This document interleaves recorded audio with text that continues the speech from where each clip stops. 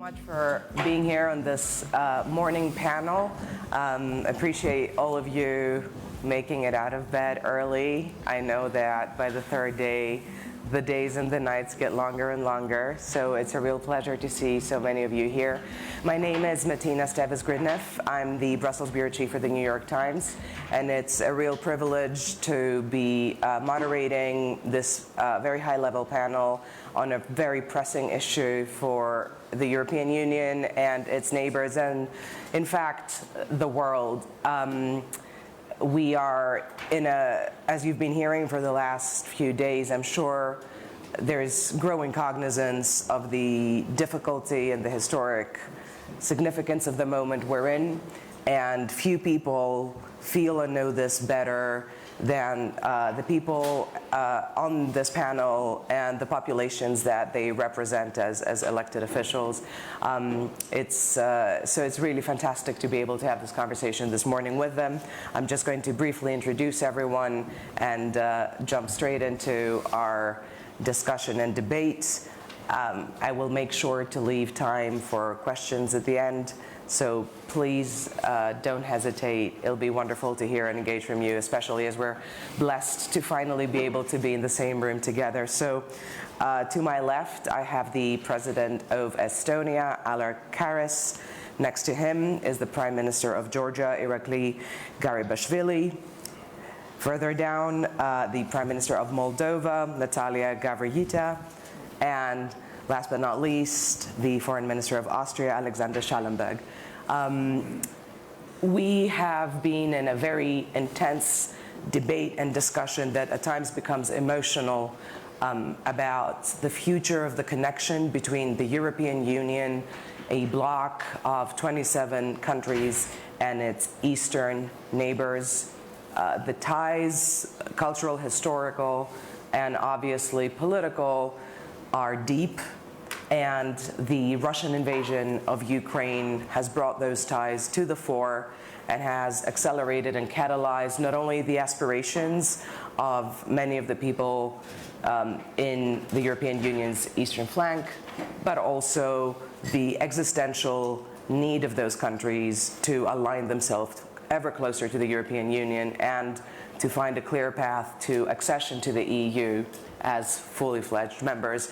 It's in that spirit, of course, that Ukraine has pursued EU membership, and it's in that spirit that its neighbors have also done the same. And it will be that path and the opportunities, but also the challenges and the way those prospects are perceived with the existing members of the European Union that will be really the core of our discussion today.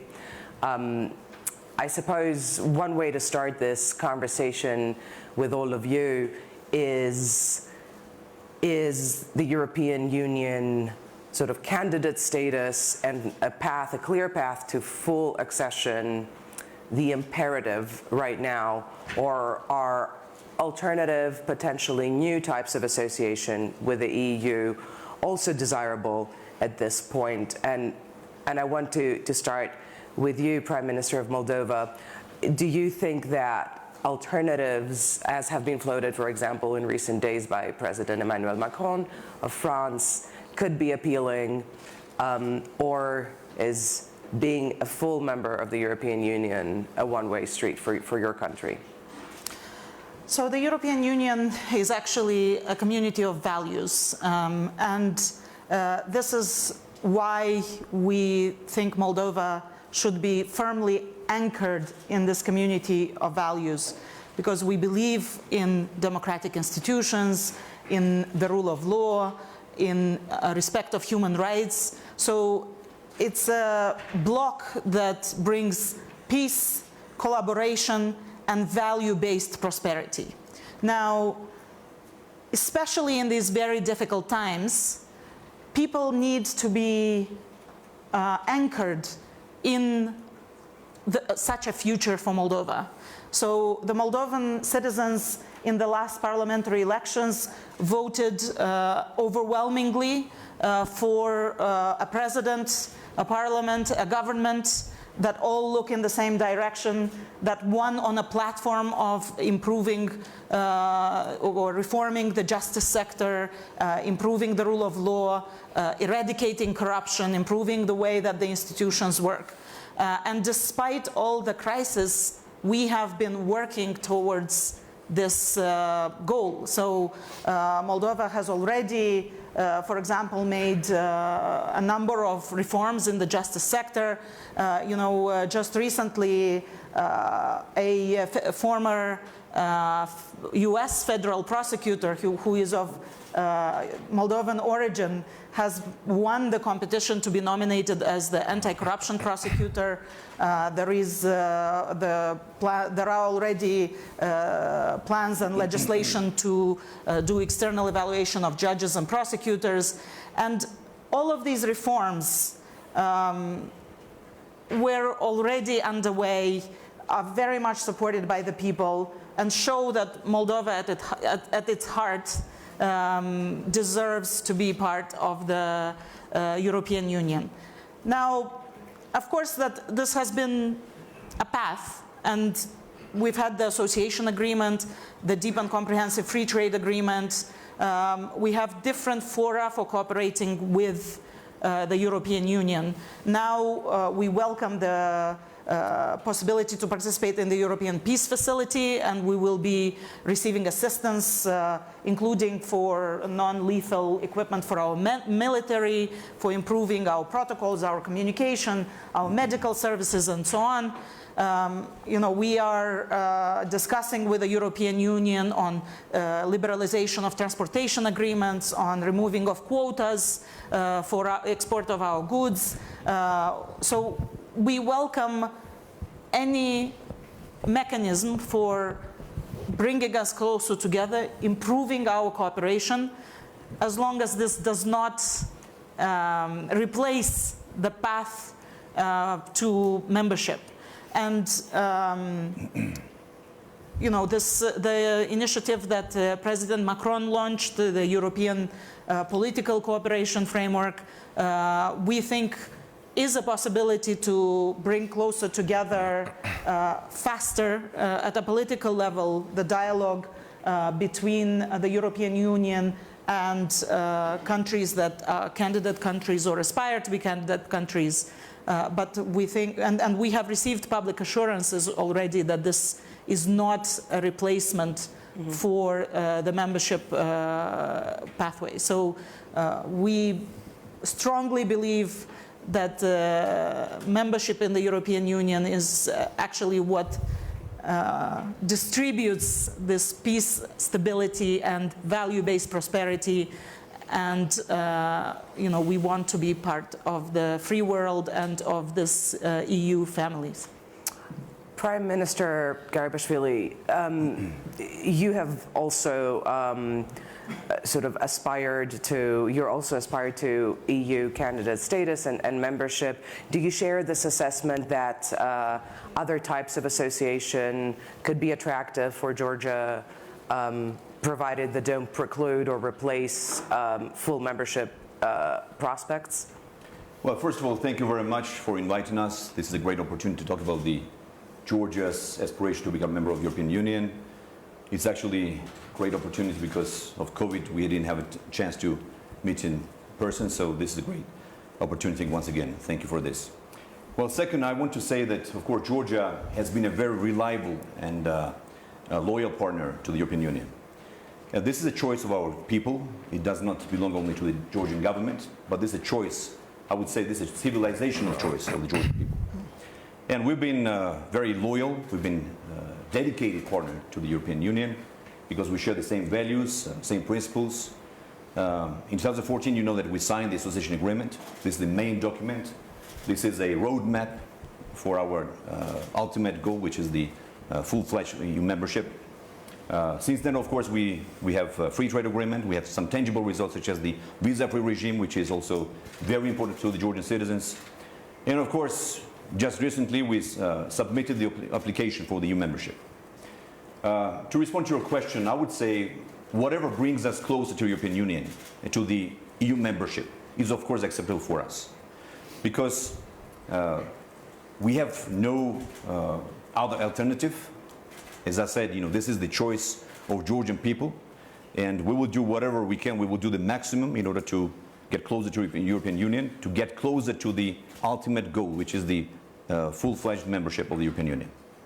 Interesting. And President Karas, how do you feel about these about these aspirations becoming so much more urgent and so much more vital in the context of the war in Ukraine? And how do you think other colleagues of yours and your peers in the European Council help us understand the debate within the Council and at the leadership level at the EU?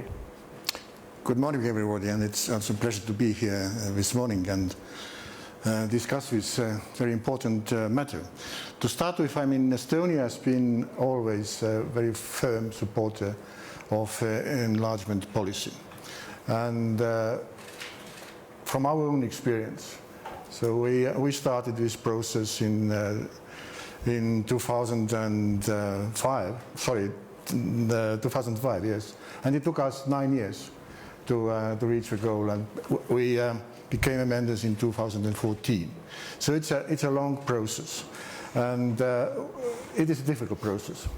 And to answer the question actually you asked from my colleagues is whether we need some kind of different type of association before we actually become a member of the European Union.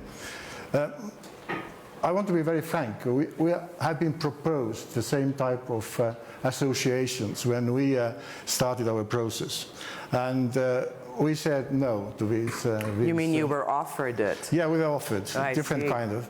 And we're quite firm that we should go with this candidacy and to reach the goal as soon as possible. And we managed. So, but it's always up to different countries. But if it doesn't substitute, as Prime Minister of Moldova said, then we should discuss. But there is some kind of threat that it might be substitute actually the real candidacy or the real membership of EU. So one has to be extremely careful with these kind of proposals. And help me understand why you stand on the pro-enlargement side of this debate. Because we have been there, so we know how important it is to be a member of the European Union. We have been extremely lucky at the time because we had very good neighbors, Scandinavian countries, who actually supported us and to reach the goal and to fulfill all these criteria. And this was extremely important. So that's why now the candidate countries also need friends to support this process. And we proposed Ukraine, together with my colleagues from Latvia and Lithuania and Poland, that Ukraine should become a candidate to the European Union, to give a green light, because there is no fast track to start with, but it's a process, and you have to have kind of green light that you to start with all these processes to get, as it was said, we share the same value. And at the end of the day, it's a political decision. That means the members of the European Union feel that you are one of us. Criteria is one thing, but also this kind of feeling that, yes, these countries are one of us. Interesting. Mr. Schallenberg, you're going to be inevitably the bad guy on this panel. I'm really curious to hear your reflection on this idea of values and political decisions versus the debate which is about no cutting corners, no fast track. And we are very eager, I think, to be illuminated more in the thinking of that and why the countries that have applied in this unique context can't be fast-tracked, at the very least, into candidacy. Thank you, first of all, to invite me on this illustrious panel. I know I won't be the bad cop here. I just came from a fishbowl meeting on the Western Balkans, and they're very strongly interrelated. There's one thing is clear. The Russian attack on Ukraine has shattered the security architecture, has shattered many things we believed in since the 24th of February. And this is now crunch time. And I believe the European Union has to get its act together. We are entering a more confrontational phase, and this will take years, if not decades. And in politics, there's no vacuum. It's either we export security and stability in our model of life, or we are faced with somebody else's model of life. And the fact is, we have to signal very clearly that these countries have an aspiration. They are clearly anchored in the European family. They're part of our family of values and also economically. But there is no fast track. And if I just came out of this fishbowl meeting on the Western Balkans, North Macedonia has been applying 17 years ago. 17 years ago. And we are discussing now whether we open the accession negotiations finally with them and Albania. So if you talk about Estonia, if you talk about Poland, at that time it was actually extremely quick, even Croatia. Now, if we had dealt with those countries the way we deal now with the Western Balkans and the way we are conducting the discussion, we're starting conducting discussions on Ukraine, on Moldova and Georgia, this is not very promising. And I believe what we have to do in this crunch time is to get away from these templates we have. The templates of full accession with lengthy, cumbersome accession process, which might take years, if not decades. Then you have the association agreement, and you have the economic area nobody's talking about, by the way. And what our approach is in Austria is we have to make it tangible. We have to make a geopolitical, enlargement is the biggest geopolitical instrument we have, and the strongest we have. But giving candidate status and then nothing happens for the years afterwards is not working. And we're seeing it in the Western Balkans, growing frustration, people are looking elsewhere, and we are confronted there with developments we don't like to see. And we shouldn't repeat the same mistakes in Ukraine and Moldova and others. So what I believe what we should think about is a gradual integration. To have an etiquette as candidate country does not change anything for the people on the ground, does not solve any problem, doesn't bring you an inch closer to the common market. And I believe we have to think anew about the neighborhood policy. We have a responsibility as European Union. And yes, there is a confrontation going on, and we have to act accordingly. Right. I want to talk a little bit more about the component of reforms and the economic element. Let's not forget what the EU primarily was about, and it's in process of becoming something different. But I want to pick on something you just said, that there's a fear here of false hope and sort of tokenistic gestures that don't mean anything. And we've seen the frustration in the Western Balkans, and we've also seen how citizens as well as governments are very affected and feel frustrated with political and social ramifications. Isn't there also a risk in this very, very unique, difficult moment for the EU to not do the symbolically important thing? For these heads of government who are bringing their people with them and telling them, we are members of the European family, this is our future, we are looking one way and that is that way. And in this very moment, the EU says, sorry, we'll find a different structure for you. Isn't there a risk that you're going to lose them because you didn't do the symbolic thing? I fully agree with you. We have to we observed. Moscow is looking at us, Beijing and others. And we have to act, and symbolism is, or political PR, if you might call it, is part of it. But it cannot be the solution. It's not the solution. We have to think harder on what we actually mean. Just to grant a status of candidate country, and then nothing happens in 2023, 24, 25, 26. That's a very bad signal. And then we create frustration. It's a management of expectations. So yes, symbolism, absolutely. And I believe this European Council is an extremely important council.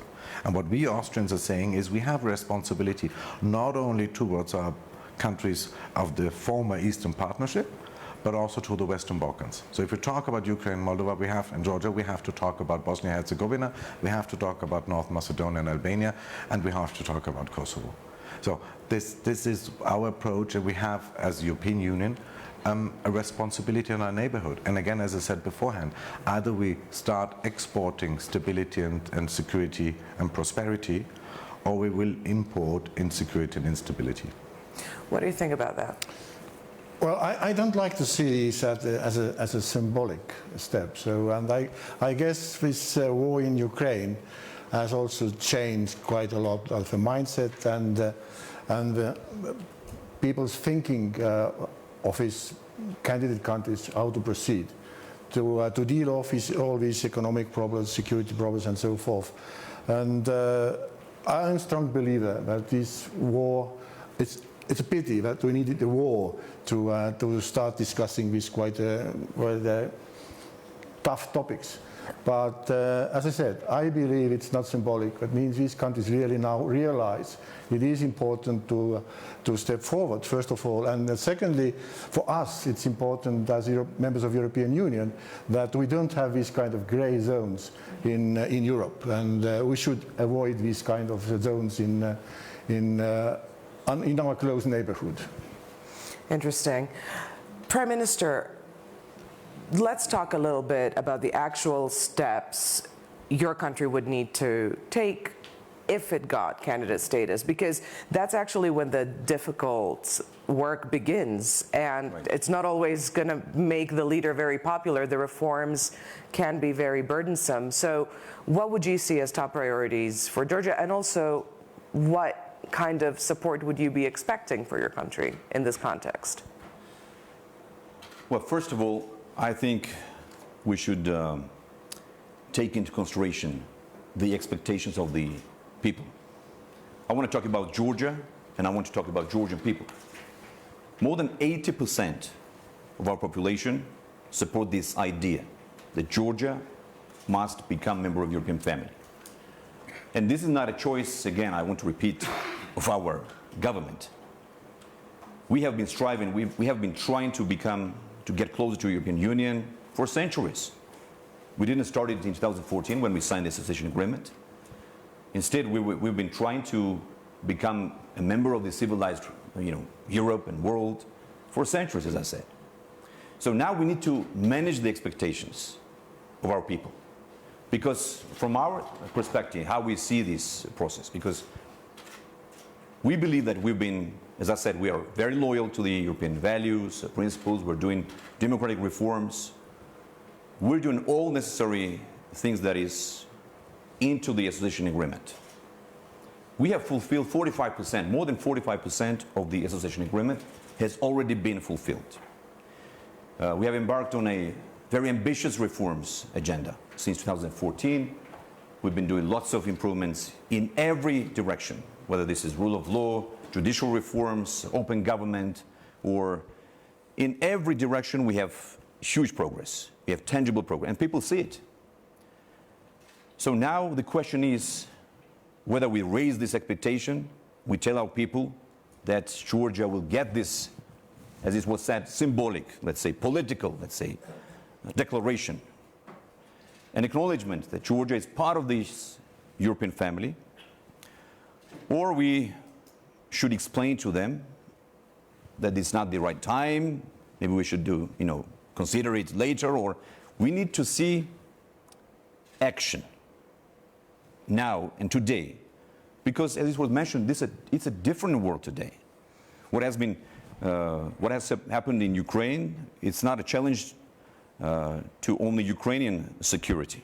This is a challenge to the entire European security architecture. And I want to remind you about the war that we had in 2008. At that time, I have to mention, regrettably, that we did not see such unity that is today. We welcome this unity. This is great. This is a very strong, let's say, reaction of the entire world, of the civilized world. But we, the Georgians, we paid a very high price since we regained our independence. We had two wars in the 90s when we regained our independence, one in Abkhazia, in Ossetia, and 2008, a large-scale war with Russia. And the result of this war is temporary occupation of our territories, of our historic territories. Now, we understand the concern that exists in the European Union, because as Minister mentioned, they don't want to import all these problems, let's say, into the European family. But we also understand that, granting the candidate status does not mean given the membership, right? It's still a long process, as it was mentioned by the president of Estonia. It's a long process. We understand that. And we have our homework, which is the association agreement. So that's my point. But we need clarity. And we need adequate and relevant reaction from the European Union. Prime Minister, clearly, from your intervention earlier, you mentioned several reforms that you yourself have also initiated in the same spirit as the Prime Minister of Georgia has just been talking about. Can you tell us a bit more about why the EU, sort of being closer to the EU in this moment, is so important to Moldova? In particular, I suppose, considering Moldova's own security concerns with Transnistria, as well as the incredible assistance your country is offering to Ukrainian refugees and looking to the EU. Talk to us a little more about your country's very, very special role in this current moment and how EU membership can help. So let me start by saying that I was in my first job and younger when the Thessaloniki agenda happened, and Moldova was considered at that time, and we as a potential candidate country, and we missed that window of opportunity. We didn't have a government that was willing to go in that direction.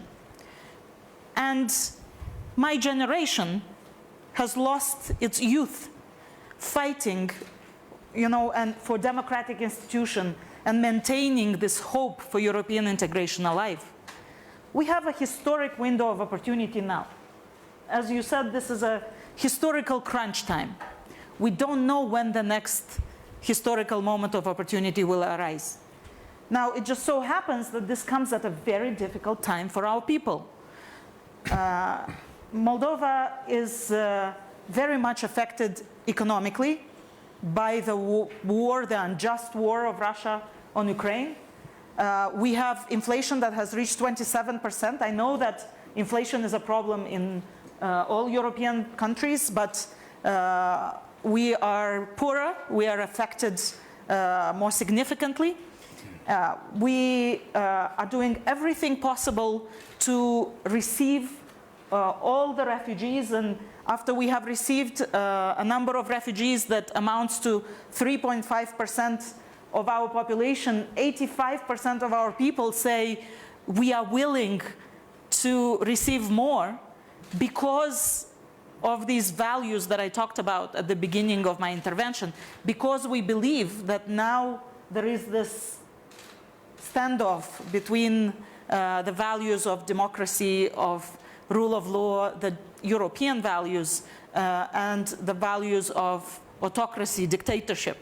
So we don't want, to miss this window of opportunity, and several years from now look back and say, what happened to that extraordinary sentiment where, there was almost a constitutional majority, oriented towards pro-European reforms, towards building institutions, building a truly European state. And, what happened to that government that was so determined? And we will have to wait for other generations to see when this may happen. So precisely because it's so difficult, it's so difficult, first of all, for Ukraine, of course, and our hearts, all our hearts go out to those who suffer the terrible consequences of the war. There are also economic consequences for the region and security consequences for the region, for the world. We have heard plenty of it at this forum. So precisely because it is so tough, the people need to know that if they get through this, if they stay on the path of reforms, no matter how difficult the context is, then they will be welcome in the family of European states. Again, we know that this will take time and we need to do our homework, but the candidate status and the mechanism for integration actually has all the ingredients necessary to slow down the process if there's a reversal and lack of progress on certain reforms. So, I would argue to what President of Estonia said, that giving at this moment, at this historic moment of opportunity, candidate status only to Ukraine would have the consequences of creating a gray zone in Moldova. Now, of course, we have the Transnistrian region, as you mentioned in your question. This is a frozen conflict. It's been frozen for 30 years. We have illegally stationed Russian troops on that territory. But I want to say that we are in discussions. All the negotiating formats that are able to meet a meeting. So we have the format where both Russia and Ukraine are present, and of course that is not functional. But we have the internal processes. We discuss the consequence. We discuss to keep the situation stable, to ensure that the insecurity does not spill over to the territory of Moldova. We know that we would have to work on a solution with the support of our partners to the conflict in the process of integration. But again, it's exactly as Mr. Schallenberg said, it's will the European Union be an exporter of peace and stability? Will the European Union help to resolve such situation? Will the European Union help to go on this pathway of reforms and make them irreversible? Will the European Union help these countries understand that, if they do their homework, if there is this progress, then meritocratically they would be welcomed in the European family. Minister Schallenberg, I'm sure that listening to these prime ministers, you will agree with me that they sound more ardently, feverishly pro-EU than some heads of government in the EU. How do you square that circle? The European Union right now has in its membership at least one government that is increasingly untethering itself from the bloc, even and especially in this very, very difficult moment. How can you sort of look at these countries that are saying the right things and are trying to do the right things and are existentially trying to tie themselves ever closer to the bloc, and look at your colleagues, your neighbors, and square that circle? Well, I believe that things are moving. I claim that holiday from history are over. We enjoyed a dividend of peace. We enjoyed a high degree of naivety. And we have to acknowledge, and I believe everybody does that Russia has the potential to be a spoiler elsewhere. Maybe the Russian eyes for Moscow are not only on Ukraine. You know your fair share, my friend, about this. And we have Republika Srpska, we have other places, reaching from Libya, Syria, all along in the neighborhood of Europe. And we have, to, as European Union, and that's what I'm saying, we have to rise to this task. And it's a political, it's not bureaucratic, it's not legalistic, it's not looking down the acquis communautaire line by line. When the European, if you look at the history of European integration, Greece joined in 1981. It was about fostering and strengthening a young democracy. Spain and Portugal, 86, the same thing. Had we dealt with enlargement in the 2000s the same way we are doing it now, then probably Poland and Romania would not yet be members of the European Union. And we understood at the time it's about crossing the Iron Curtain, and we have to do the same now. And I believe that many capitals, or most capitals, if I look at the debates we are having, also with Paris, the French presidency now is, and I have high hopes in the French presidency and the run-up to this European Council, that we know that we have to get our act together. And yes, we are always very good within the European Union to, spill out publicly our differences and discussions, but we have a very strong sense of unity, and I'm sensing that in every meeting. And my hope is that this geopolitical moment we're living through in Europe won't be over by summer, and then suddenly we lean back exhausted after 4 months and say, wow, we were good, but now back to the good old bad times. And maybe Ukraine, I mean, it's like a shock therapy we're living through. It needed, unluckily it seems it needed a war and a shock like this to make us believe that, or understand that this is more than just, you know, number crunching and directives and regulations which have to be implemented in the member states. It's about geopolitics. It's about model of life.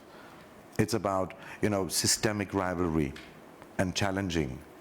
And I always say, I have children, I have no grandchildren yet, but if I had grandchildren, I hope I have them, that they can grow up in a society which is free, open, pluralistic, according to Charles Popper. And that's what we are fighting for, and that's what we have to get to understand in Brussels. That's certainly what the Ukrainians are fighting for on the behalf of the EU. They argue that they're fighting, they're putting their lives on the line on the behalf of the European Union and those values.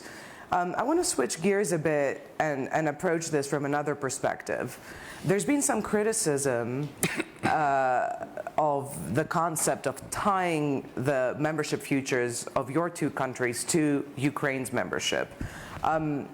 Do you think that's fair criticism, President Karas? I wanted to say it's kind of a misunderstanding that Estonia and our partners said that, you know, Ukraine should become a candidate. So it applies to Georgia and Moldova as well. So it's not only Ukraine. But of course, just to recall, when we started our process, we Estonians also felt, and we started first, and Latvia and Lithuania were behind. And we really believed that we are the only one from a Baltic country who become a member of European Union.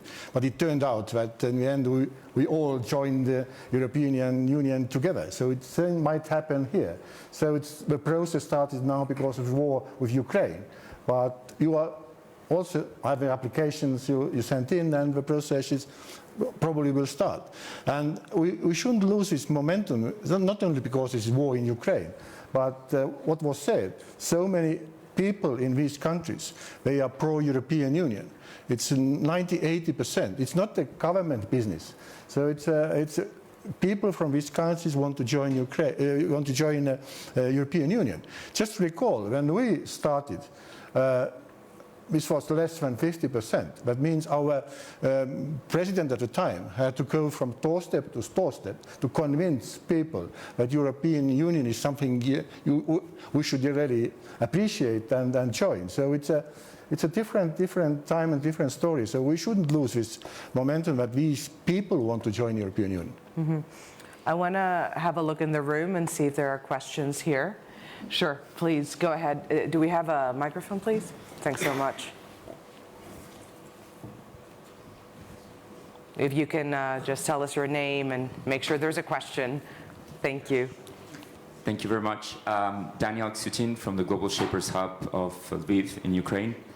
So if I'm talking about my generation in Ukraine, European integration has been a dream since we remember ourselves, right? Since we're very little. And I was wondering, Mr. Schallenberg, maybe you have an advice for the Ukrainian youth. What can we do to advance the European integration agenda in our countries? It's also relevant for the youth of Georgia, of Moldova. I'm very impressed of what the youth has been doing already beforehand, before the war. And each time I visited Kiev, and I was there repeatedly, the NGOs, the civil society, grassroots movements, which are so important. And that's the best thing you can do. Your constituency is your country, and you're the future, and you have to make sure that the reforms, and you're not doing it because of the European Union. This is something we repeatedly say in the Balkans as well. So you're doing it for your own sake. You want rule of law, you want separation of powers, you want checks and balances. So, and this is what you can do best, to be the loud voice, to pressure the governments and the representatives to get their act together. And it's not about the European integration, it's because you want Ukraine to move forward. Any other questions or thoughts from the room?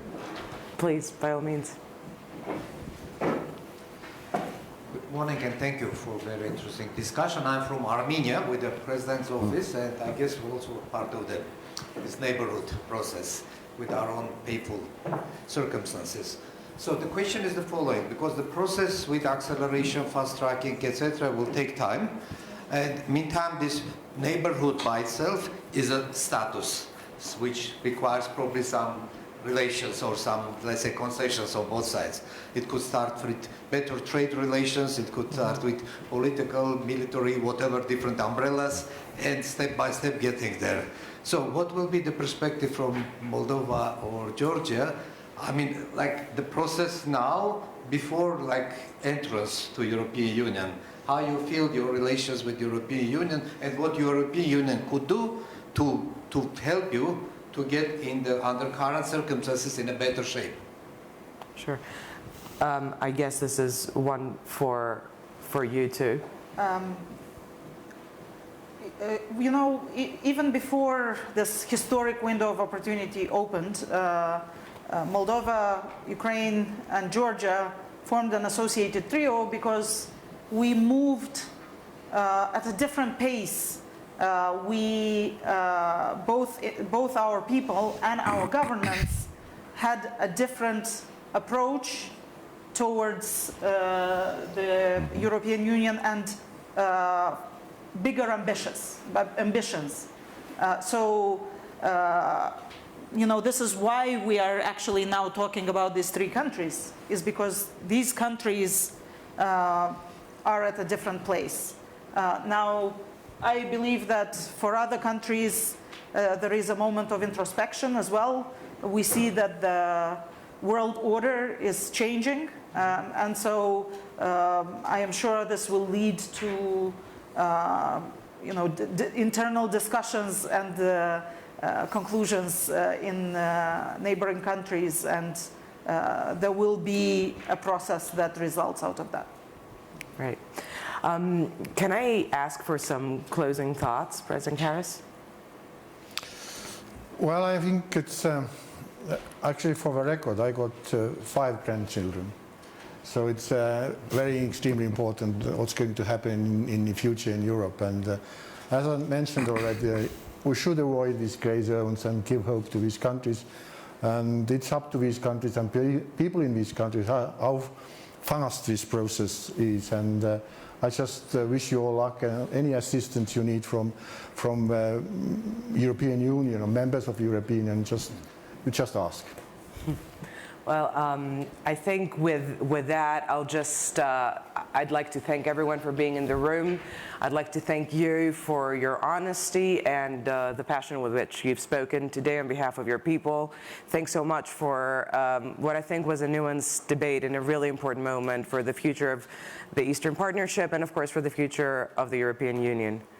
Please, Prime Minister. In closure, I also want to quote a famous Georgian scientist and a co-author of the European Constitution, Mr. Michel Muscali. He said, Georgia knows that it belongs to Europe. Now Europe should make conclusions. That's my last comment. That's an apt conclusion. Thank you so much.